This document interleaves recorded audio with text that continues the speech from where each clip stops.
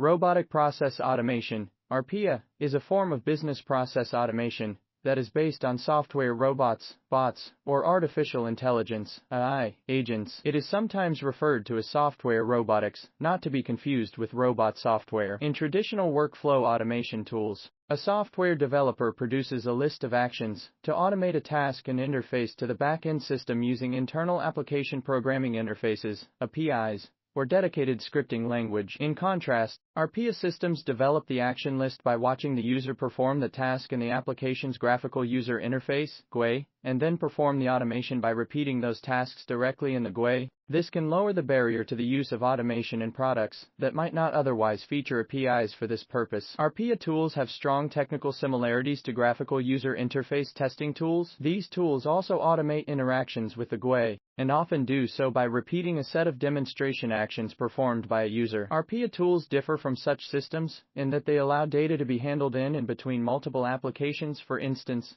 receiving email containing an invoice, extracting the data, and then typing that into a bookkeeping system.